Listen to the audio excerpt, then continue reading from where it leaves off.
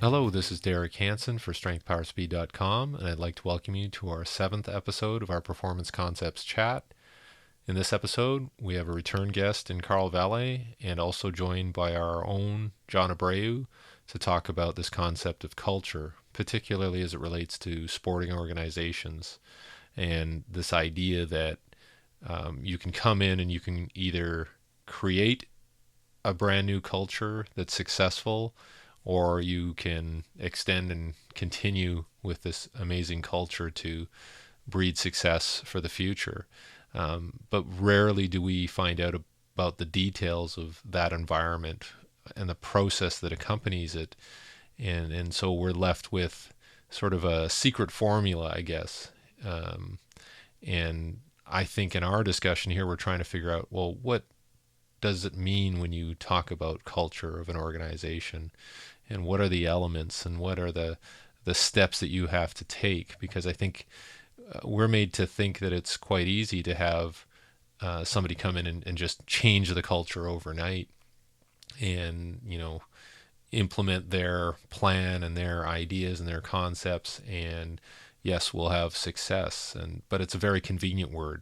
It's I even say in the podcast that it's kind of a lazy word, because I know when I think of culture, I think about when I was a child in school and we talked about civilizations or ethnicities or countries and the culture that they had. And when we talked about culture, it was the language, it was the arts, the music, the dance, the way they organized their events, their social events, the way they organized their dwellings in the village, and these are things that have been developed over centuries, and not necessarily perfected, but something that's been embedded over time, and very difficult to change once everybody understood what the expectation was in the culture. So hearing about somebody coming into an organization and saying we're going to change the culture and we're going to do it in 1 to 2 years,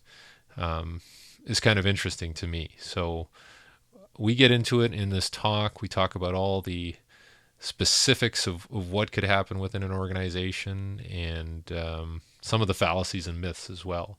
So I really hope you enjoy this conversation, and it generates some more talk and feedback about this concept of culture in sports. So I hope you enjoy this episode. I think the purpose of this discussion is to really get the word team culture, specifically after that, the New England Patriots just won the Super Bowl, and now everyone is tweeting, kind of the buzzword of culture. Um, and if they lost, would have everyone jumped on Atlanta and said, that's the new, they defeated the king, they dethroned the king, so now Atlanta has the culture. With such a close game, it's almost like whoever wins, it's sort of like the strength coach of the year because of the best quarterback, or whatever team wins seems to have the best culture for that year. If they don't win the Super Bowl next year, did the culture suddenly dry up? Yeah, well, even in So the pregame, I think they were talking about Atlanta saying, "Oh, the head coach has brought this great culture," and yeah, then of course they lose. Let's get rid of the D coordinator, offensive coordinator takes off. So yeah, I mean, so that's a good point. Is the first question is, why are we talking about team culture? It seems that any conversation that gets started on trying to win, no matter what the situation is, you could have the worst quarterback, on the team, or obviously we're big football fans, or even if a team that's in the NBA that's losing, or hockey, it seems that, well, they have a culture issue. And now that's clear with some teams that you can tell have huge amount of Pro Bowlers or All Stars, and they somehow aren't winning. Well, that's a team chemistry issue. Maybe it's in the '90s when the Cowboys had some issues legally with some of the players. It didn't really matter too much because they found a way to win because they were just loaded with talent. So I think that the reason that we're trying to get into discussing culture is because I think people want to kind of re-engineer success, and culture gets thrown out there. Every time there's a new hire or a team's been losing, they always bring in someone, and the first thing that you hear is like, we're revamping things, and One of my favorite tweets was actually by one of the writers from, um, one of the sports writers, Mike Tanier. I think I'm probably butchering his name, but he talked about cliche words that are going to happen, which is team culture, leadership, commitment to excellence. And you hear that all the time. So, maybe you guys could probably go into, where are you hearing these, I think an increase of discussion of team culture with colleges down to the high school level. John, you want to start? Well, I would agree with that. I think it's certainly something that is it's tough to define. It's kind of like how people throw around the word high performance. Like what is that definition? But I think it's still a concept that is very important. Maybe a little overblown. And Carl, you and I have had brief discussions about it, right? But I think it still boils down to maybe a consistent messaging that comes from the top down when leading a sports team or franchise. But maybe in the media, it just gets, culture just sounds a lot sexier. Leadership sounds sexier. Like it just sells more than just trying to say like, hey, we just need to make sure that everybody's on the same page. Yeah, I mean, I agree. It is definitely a language vernacular issue of what is my best choice of words to describe this positive thing I'm going to do. Everybody can identify with it, I guess, whether it's, like you've said, functional training or sustainable energy, so it is a lazy word. I mean, if I can use that, it's like, what am I going to do? I just got hired. They want to pay me lots of money. This team sucks. Well, let's change the culture, right? I mean, we talked about this before, like, rather than let's have a press conference and let's go through our roster. Well, this guy is not fast enough. This guy can't catch. This guy's terrible at tackling. Like, nobody does that, right? But, it's easier to say, we're going to change this. Like, we could change, like, let's not use the word culture. Let's call it something else. Let's call it let's call it vanilla pudding. We're going to change the vanilla pudding. Right? I mean, that's how ridiculous it is, right? And everybody goes, oh, I know what the vanilla pudding is, right? Or the Easter bunny, as we talked about before. Yeah, the Easter bunny or the boogeyman. It's just to say, hey, and I'm not going to get too much into politics, but usually that's the issue, is the mysterious person that's going to take Medicare away from the elderly in the U.S. every 4 years, when each side is claiming that they're going to take away Social Security or whatever. It's always the boogeyman. The team culture.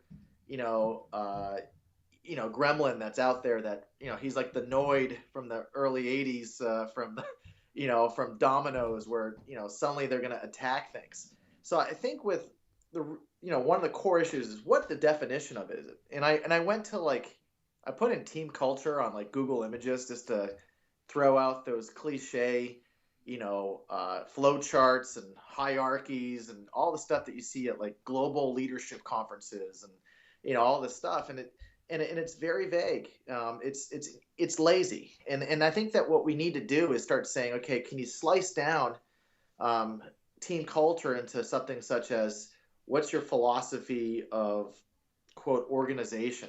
So one of the things that I was really impressed with when I was in high school, and I mentioned this recently, is that the coach that I had was the National Coach of the Year. Now, keep in mind, there's about 25,000 high schools. And when he won, we're kind of spoiled because, we won a state title every couple of years. And my colleague, who later became my my assistant coach, said there's a difference between coaching a team and running a program. And when I heard that, I finally understood the differences between a good coach and a great coach is that extra steps that they do in order to have a higher success rate. And winning does matter. I've never seen a great team culture that loses all the time.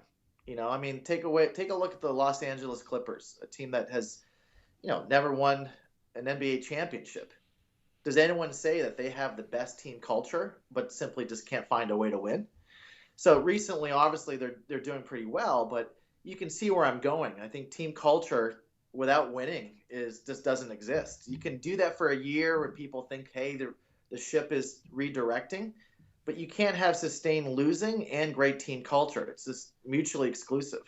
So maybe we can talk about winning and how that equation is it retroactive? Does a team that wins has automatically good team culture, or is there been any type of dynasties with really bad team culture, but the talent of the coaches and the investment of the owners or the recruiting, there's got to be something there. So maybe you guys can go into how important winning is.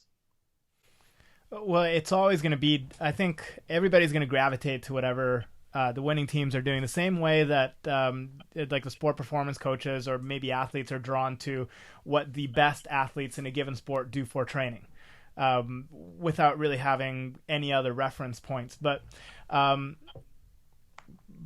do still think that there are teams out there that maybe do well or fluctuate around their own mean and are successful relative to their means or their spending, right? So a team like the Oakland A's pops into my head, or I should say the Oakland A's of the early 2000s, where they had relative success to how much they were spending in their payroll, and maybe their culture was trying to find those guys that were slipping through the cracks through the Moneyball era. Now, I don't think anybody came out and said, Oakland A's, top-notch culture, this is what we need to emulate. But certainly other teams came and started picking at some things that they were doing well and translated it into their own particular situation. Sure. And what do you think about colleges, Derek? Well, I mean, it's the college sports realm is so contingent on, obviously the talent you recruit. You could rationalize that there's some further development of physical abilities, and another one of these lazy words, the development of character. But I mean, from what I've seen and from what I gather, once you bring somebody in their first year, there's so much potential for growth, and a lot of that growth is going to happen by being placed in competitive situations and developing skills under those circumstances. Obviously, you don't want to have a situation where players are breaking the law or, just creating a poor image for the organization. But at the same time, are these coaches creating this culture to lead them to winning when they really have all this talent in place? Maybe the coaches are organized, that's obviously important. They mix it all together, and, there is a bit of natural selection and randomness to it. But I think after the fact, people like to say that they've, once they've won, they like to say that they've created this culture when, a lot of this stuff could just be, I'm not going to say coincidental or luck, but it's going to be based on circumstances, maybe even beyond their control, aside from bringing all these people together, Yeah, I mean, obviously we rehash kind of the winning side. It's like when you win, all sins are forgotten. I think that's where sustainable winning, meaning dynasties, is there a pattern, and are you one and done? I mean, look at a good example of this is the Tampa Bay Buccaneers. When they won, that was an apex of probably the years before that when, Tony Dungy was there, and they were just always on that edge. And I think obviously getting, Chucky for that, that key time, which was getting them over the hump on the offensive side, they won, but they couldn't sustain that. And so, when I look at sustainability, anytime, a broken clock is going to tell the time correctly twice a day. And so that's what we need to do, is to say, is this a consistent pattern, or is this because somehow the stars aligned and there's just a lot of talent, including on the coaching side? Sometimes you have some diamonds in the rough offensive and defensive coordinators, or you have a staff that really did an amazing job of recruiting. So those are some things to consider. But I think when we look at team culture, it always gets into team chemistry. And then when you go to team chemistry, it goes into locker room leadership. And for me, I've always been kind of curious about the locker room because apparently all this magic is happening there, and the question is who, it's easy to kind of go to a combine and see someone's vert and 40-yard dash, but no one has a locker room leadership. They do the Wonderlic and they do the interview, but how do we evaluate leadership from the team side? It just seems to be, it's a very gray area. So how would you look at it from, I'd say, let's get away from just talking about football, but let's look at baseball. I mean, we talked about the MLB and the Oakland A's. How will we look at that in the clubhouse? I would imagine that would have to be it's very situational, I would imagine. I think locker room leadership is completely different than a team full of veterans versus a team full of rookies. Yeah. It's something that has to be like the same way that you alluded to the dynasties. It's something that would have to be sustained, right? Is somebody a capable leader maybe just because they were placed in the right environment where they were able to stand out as leaders, but maybe in a different environment they can't stand out as leaders as much. That's a good question. I'm not sure I have like a full, well thought out answer for that, to be honest. No, but that's actually a good sign that anytime, I'm not here to stump people, is like these are legitimate questions and they're not rhetorical by any means, is because like I'm just like to play dumb and start saying, okay, anytime there's a lot of momentum towards a concept and it always sounds like that dangerously vague and quote lazy, it's just easy just to plug it in, I get worried, because it's like, anytime you do a team visit or you go and do an audit or some sort of review of a program, I always look at the basics. Like, I was down with one NBA team and we drove into the facility and it was depressing. I mean, the whole area was underground. It was dark, and and it was hard to navigate. It was rusty. It's like, how can you go to how are you? The first thing you do to walk in, it just looks like a Terminator apocalypse type area, and then it's like you're literally underground. You're not seeing daylight. So what you're saying is they had a poor subculture? Gosh, you're too quick for me on that one. But then again, I was talking to the one of the directors of performance. She was very clear, saying, "Hey, this is a problem. This is something that you're going to confront." And I'm not saying that a strength coach needs to be out there with a costume on and cheering people on every time and giving high fives every time people walk in, because that's a gimmick. But there's some things to consider. Like a new facility. I went to a couple of years ago, the St. Louis Blues, and their training facility, right?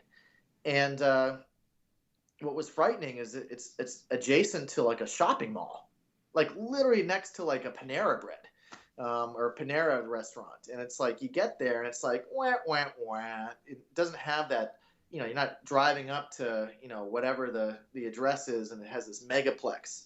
So, it's hard. These are the things that are real. Yet no one's talking about it. No one said, okay, let's review the top training facilities and rank them. That's because that's half the time the players are going to be there, at least. Mainly with MLS and in NFL, where they only compete once a week. Well, so I think those are some important variables. Well, it was interesting. I finally had a chance to watch the 30 for 30 on USC football, the Trojan Horse one. Yeah. And I found that interesting because, they're trying to look at, what were the circumstances under which Pete Carroll came in and created this environment of winning and success. And I didn't know it was so bad before he got there. So I thought, possibly it was okay and he just made it better, but it was quite bad. And I know that I visited Chris Carlisle when he was a strength coach there in 2003, 2004, 2005. I just want to see what was going on, right? And one thing that I remember was, wow, they have a really bad, ugly weight room. It's in the basement. You had to walk down these stairwells that weren't very pleasant, and oh, look, O.J. Simpson on the wall, right? And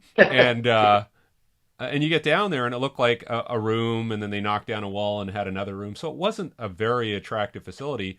And his office was like a broom closet, but yet they were having all this success. And even when you went upstairs and then you had to walk across the street to go to their practice field, it was a wood fenced in practice field, and there was nothing special about it, but there was kind of this feeling or vibe that this was special, obviously because they were winning, in a very, very positive environment. But from a facility point of view, it wasn't anything impressive at all. If anything, I was kind of taken back. Well, I think there's a point where, is culture something that's tangible, or it's a vibe? Okay, back then, that's, when you have talent, when USC had, Reggie Bush, a guy like that could be at a dungeon weight room and just simply, you don't need that. I mean, in fact, maybe that's what a lot of the successful programs are looking at, is moving away from the chrome and the posh facilities to something a little bit more earthy. And I'm not saying you need to have a dump to succeed, or conversely, you don't need to have some sort of utopian mega complex. But there's something to be said, is like, if Pete was bringing that stuff down, it's going to be contagious regardless of where they are, especially if someone's won before or they've come from the NFL. It's look at Nick Saban.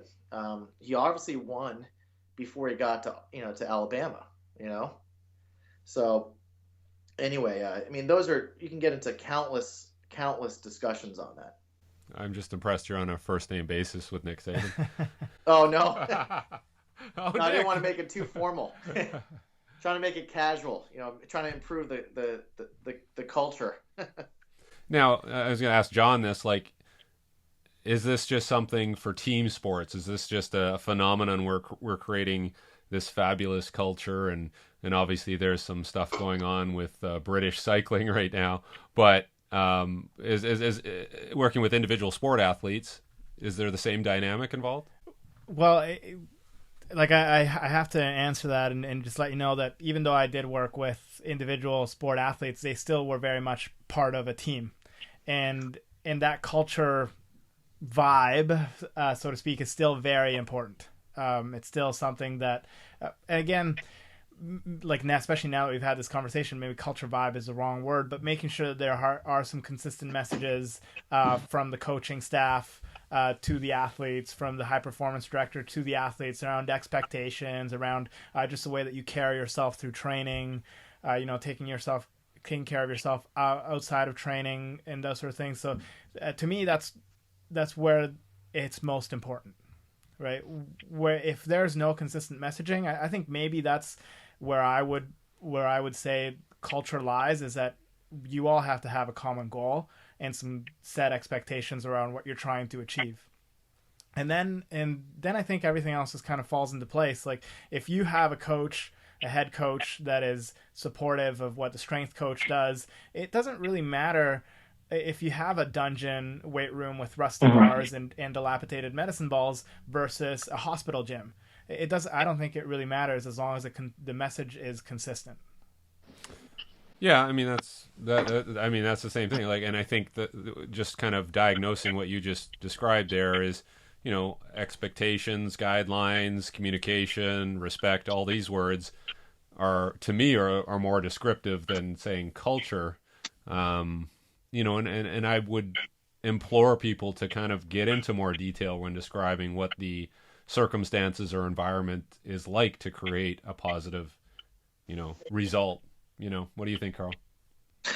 Yeah, I mean, I've kind of mixed feelings with, what we're trying to argue is what's the formula, and can we identify that, like a common goal? Like, all right, how many countries let's just take a winter sport like bobsled.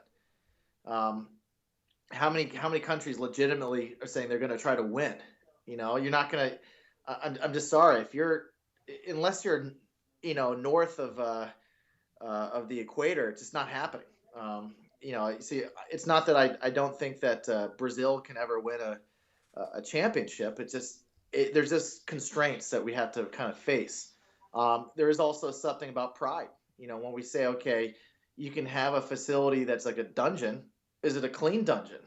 So I think when we look at things that are hard to quantify, but we all know that they're important, how do we evaluate pride? You have some programs that are very strict and everyone's tucking in their shirt, but then you see the effort on the lifts and it's very average. Then you have like some teams, they come in and it's almost like a bunch of rebels. There's no everyone's individual and everyone's training hard, but you don't see sort of that regiment. You don't see that really strict control over them. I think that's why when you look at team culture, it gets back into the military side. Everyone talks about being organized, but does everyone need to be almost militant in that overly structured area, or do you allow for some creative individualization? I think that if you see a warm up, does it look like North Korea, marching in the streets, or does it look like everyone's an individual athlete doing what they need to do? So there's I don't want to get into nationalism discussions, but when you see pride, and sometimes you always see this, you see the mascot and say, well, this is how we do it here. Well, unless you win it every year by dominating everyone, that's or what if you've never won? What if you take a team that's never won and you bring in someone that's never won themselves, like a coach that's, he was never an assistant that even saw a championship. If you haven't touched the Lombardi Trophy, does that mean like you can't win? I'm not saying that, but I'm also saying you have to win somewhere and keep raising the stakes. So I think the question is, where would you learn for resources on team culture? I mean, everyone's, you have all these experts out there. What's the great way to get started? Well, it's really good now that we're into the off season for the NFL. We have quite a few teams who've brought in new staff. Obviously, you have to turn things around. Not I don't want to specifically dwell on any particular team, but there's a team that didn't win much last year, and they're obviously trying to figure out what to change. If you look at a team like the Oakland Raiders, I don't know, are they still the Oakland Raiders? They're going to be Las Vegas. Las Vegas, okay. Yeah.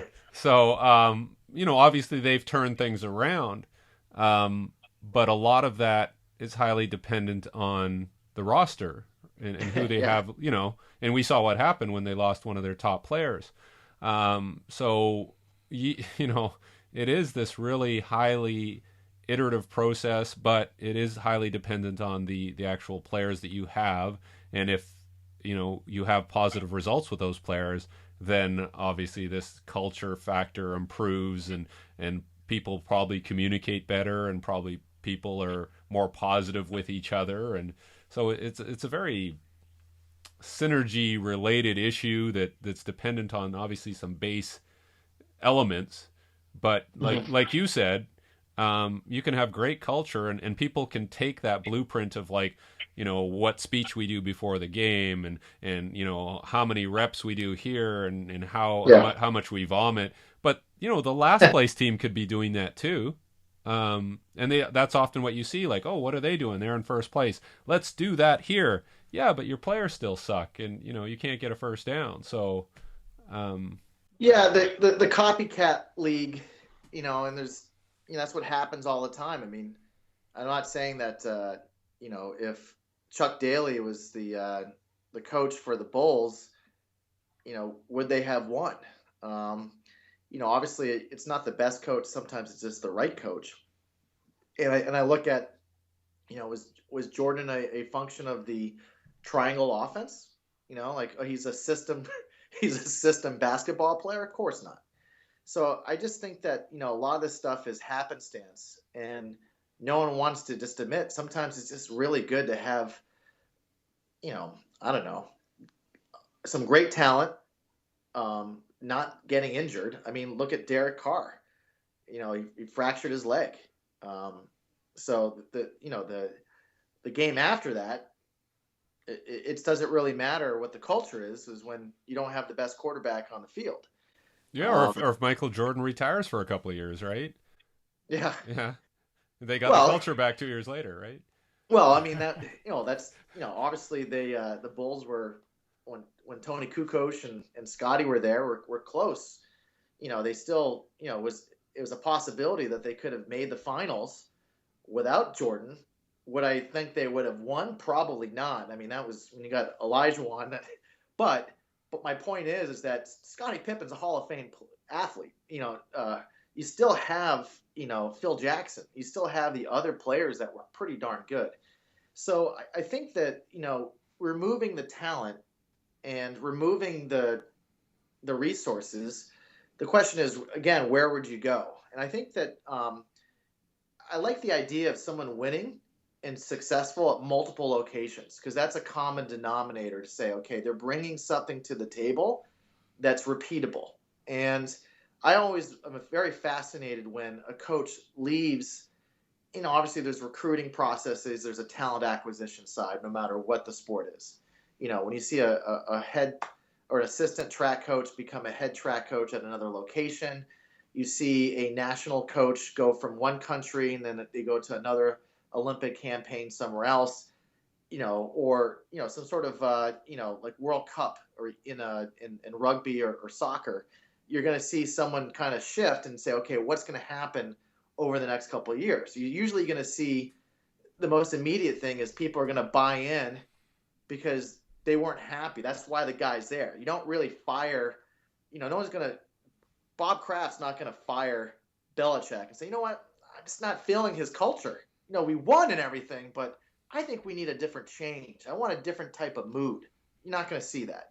You usually want to change culture because you're losing. So then after that, then you bring in this person, and it's usually the person that's going to save things. You've seen that, with 1980, Miracle on Ice. It's always going to be like Mighty Duck experience, the Hollywood thing where you bring in a new coach and then magic happens. They start winning and it's historical, it streaks, and that's great. But that's usually in the movies, unless you have someone like a Bill Sweetenham, who's he's obviously shown some impact in swimming, going from Australia to the UK. I mean, that's a great example. Well, how about the LA Lakers when they won with when Magic was in his first year, and the coach that had the run and gun offense was the head coach, and then they got rid of him. Even though they won the championship, he was at Loyola Marymount. The coach I'm talking about? I can't remember his name offhand. But anyways, so they won, and then they fired him. And then they brought in Pat Riley, and they continued to do well. But I found that was pretty interesting. And the players, a couple of the players, I think one of them was Magic, didn't like the system, even though they had won the championship.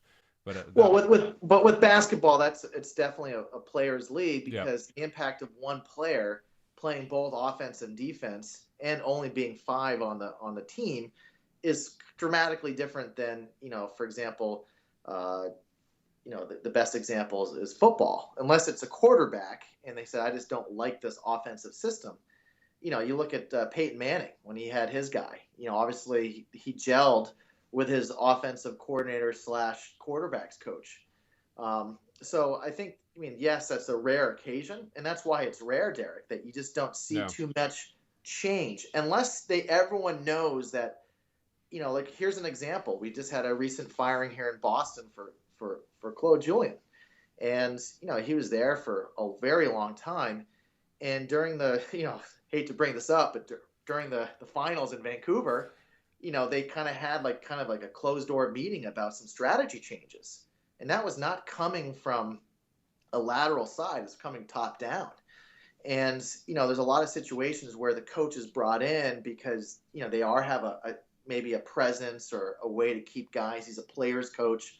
But then you have to bring in the retired guru that's coming back to do a little consulting, like Bill Walsh, for example, obviously has done it 3 championships with the 49ers and then became a consultant, at the very end of his career after being a GM VP. So anyway, I could get into tangents, but I think that what I would like to see now is, if we're going to go and discuss team culture and all this other stuff, is just have some sort of real tangible, something that you can really grasp and say, you know what, anyone with a pair of eyes could say, you know what, that's logical, it's reasonable, it's something that I could probably apply, and it's not cliche, it's not tongue-in-cheek, it's not, like the commitment to excellence and all those posters you see at the malls in the mid-90s where it's like a bald eagle flying in the in the sky, and then you're saying, some sort of cheesy quote. Something really freedom. realistic. Freedom. It's always freedom, or like something like that. It's like it's a perfection. That type of stuff. Yeah. Now, I was talking to John about this, and if we use that New England Patriots example, do you, even though they have the same coach and same quarterback, they've had all these other changes in personnel, do you still give them a free pass in terms of, they've done it under different circumstances? Would that be equivalent to moving to another organization, or is it purely an organizational thing that's happening there? Well, I've been doing this for a long time. What I've been doing is looking at coaches' trees. So when you look at the coaches and the coaching tree, which is, where did they come from and who underneath them, what type of fruit did they bear? So it's fascinating because you can always look at some of these coaching trees, and some of it you can see that were they given a chance because they were successful somewhere else and the branch died, meaning once they got their opportunity, no one underneath them continued. So it's like the game of telephone. They were kind of close to the success and they have a couple things. So like retelling a joke and you'll get some laughs, but you won't be as good as a comedian. I think there's a point where you can learn a lot from the patterns of where do these coaches come from. Look at Bill Belichick and Parcells. There's a definite connection there. And look at the strength coaches that came there. Mike Wojcik, a strength coach that has 6 rings. He's got 3 with the Patriots, and he had 3 with the Cowboys. Now, in between, no one remembers the Saints. That was the years where they didn't have Drew Brees. So when someone goes, "Hey, this guy has all these rings," I always say, "Okay, yeah, but like if they were to go somewhere else, like a team that's really difficult to see success, and I don't think they have a bright future is Cleveland. Unless they have a good quarterback, there's no chance in this, especially in this day and age of a passing league. So, I know that we're getting into tangents here, but I think the safe question is to say, okay, how can we really get something that, coaches education, and not on the sports science, but maybe on the administrative side. I think that's the future, is the administration being organized. The leadership has to be, we're not going to go to some, I don't know if it's Tony Robbins or something like that, but it has to be something where it's mature and it's realistic. And if we can provide that for coaches, I think people are really happy. I think there's a thirst for it, but because anyone can masquerade themselves as a leadership guy, there's no I don't have a PhD in leadership. I mean, you just can't get that type of, that education easily accessible to people. Well, John, what do you think about this notion that's being put out there by, the head coach comes out and says, the strength coach is the most important coach we have on staff at this football program. What do you think about that? I wish more people thought that way. No, you know what? I think it's great to come out and be supportive of that. And maybe it's something that needs to come out and say for their particular scenario, to show the players that this is how the coach feels in the face of the media. So if the coach is putting that much stock in their strength coach, then maybe it's a different way of relaying the message to the players that, hey, whatever you do off the field is also very important.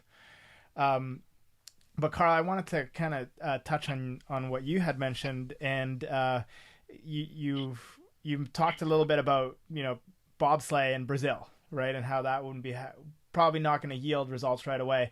And then just in your last comment, the word that really stuck out to me was realistic, and how you make impact from the administrative side. And I think it's really important to think that maybe some of these examples that we're looking to for leadership or culture or whatever it may be we'd gravitate to them not just because they are winning franchises, right? But maybe there's something to be learned about some other franchises that aren't as successful. So we talked about the Oakland A's, the Phoenix Suns of late 90s, early 2000s, where they ran the 4-guard offense, is also another way where you kind of mold to your own particular scenario. You change the culture, so to speak, in air quotes, and still have relative success. And making sure, are we going to lead the league in rebounds with a 4-guard offense? Probably not. So that's not realistic. But, can we maintain possession, wear out the clock in that regard? Maybe that's something that we can achieve, right? Brazil, can we podium in bobsleigh at the next Winter Olympics 2018? Absolutely not going to happen. But can we take 4 fast sprinters and maybe over the course of 6 years make them relatively competitive to the point there that they are middle of the pack in the World Cup? So then that's realistic. And what are the steps that you take in order and maybe to have get the there? best start time, even though the driving's not really their bag, right? Yeah. And then eventually, like, let's say Brazil did want to put a lot more resources behind that. If you start to have some success, then maybe it's a lot easier to get corporate sponsorship. You can start taking more teams so that they can spend a whole winter training in Germany, where they have 6 tracks, as opposed to Brazil, where you'd have no ice. Or maybe they could change the sport, so you had to do Brazilian jiu-jitsu at the top, and then the teams had to jump into their sleds, right? Like a Jerry Seinfeld thing. Yeah, I mean, it's like those are some valid points. I think a good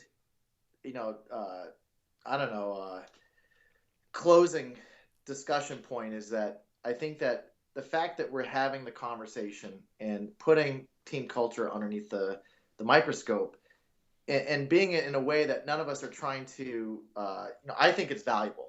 I know there's something there. I believe in it. I apply what I've learned. So it's not a bashing against team culture. And that's not what we're doing. We believe that, hey, there's a couple team policies, and I want to get into rules, but some of these organizations have really good policies in place to say, hey, no jerks. If a guy is a cancer in the locker room, the first thing they want to do is say, hey, maybe phase him out with someone of comparable talent, because we don't want the rookies to start to get lazy and start developing bad habits or something. So I believe in team culture. I think what's fair is to say, well, how do we evaluate it? When you say art and science, it's easy to look at the sciences and measure that. Art, to evaluate, it's kind of the eye of the beholder. So, with any type of, a more abstract type of quality, it requires a criteria process to kind of tease this stuff out so that one can actually have a solid and really observable change in team culture. Do people show up on time? What's the attendance in the weight room? So I think those little things, success has clues, and so does team culture in a way. How much does it actually cascade down? I just saw a quote where, team culture is not when the coach demands something, is when the players already know what the coach demands and they're able to verbalize that to people that aren't familiar, like either, freshmen or rookies or people that are just acquired. So I think, if we can go and start focusing on, getting something that's, not just realistic, but something that's clear and not warm and fuzzy, I think that we can start dissecting team culture into really small, narrow things that you can say, okay, it's clear that there's been a change or an enhancement, or there's been a negative change, meaning we've regressed a lot here, and then what we've worked on didn't continue because we focused on something else, and we need to go back. So I think that's it for me. I'm, it's get the clock says dinner for me, so I gotta head out. But well, I agree. I mean, just to summarize, I agree that I don't mind if people use the term culture. Just please define it for us and show us what comprises your good culture. And even if it's like C, communication, U, unity, L, leadership, whatever, But and I'm sure John feels the same about it. This idea of expectations, goals, policies, roles, Sure. code of conduct. Yeah, no, and making sure, like Carl, like you said, realistic, and also situation dependent, right? Like you alluded to, no dickheads, and that's something that everybody takes from that the book about the All Blacks. But if you take that to maybe another sports franchise, like if you say no dickheads, you might lose your best players. That could be the case, right? Or, Bill Belichick likes to say, somebody had mentioned this, I don't know if it's true, but somebody said that part of his culture is do your job, right? You take that into a different scenario, and that might seem really restrictive, right? So it has to be situation specific and realistic. Yeah. Yeah, and that's why it says, maybe that's the under Belichick that would work, but then what if you're not Belichick? Let's say, offensive coordinator takes over the team. Will he'll have a lot of overlapping principles because that obviously stuff is working, but then that might not be, you can't replicate that. Maybe that you have to define your own path of it. So this has been a great discussion. I think I've gotten more out of this than, just debating whether, general or specific training transfers to sprinting. But, I think the next time that we do talk is, I think we got to move away from the team culture side and start looking at accountability and losing and what we can do. All right. Sure. Thanks, Carl. Thanks, Carl. All right. Thanks, guys. And we'll talk later. Take care. Bye. So I hope you got something out of that conversation on sporting culture. I think the main impetus was to just get people to think about the word before they started using it, very generally. I'm not going to say irresponsibly, but just think about the details behind what that cultural model should look like, how you're going to measure the success of that model, and how you're going to sustain it, really. What's the plan? What are the details? And I think when people start thinking along those lines, maybe they won't rely so much on just the word itself to create this illusion that something good is going to happen. Really put a plan together and take people through all the steps. So I'm really looking forward to hearing people's feedback on this idea of sporting culture and how we can actually make it work. So as usual, if you can provide feedback on Facebook at Strength Power Speed or on Twitter at Strength Power Speed, and in both cases Strength Power Speed has no vowels, and we'll also post on YouTube. So there's a number of ways you can chime in and let us know your thoughts, and we're looking to hear more about what you think about sporting culture. Thank you very much.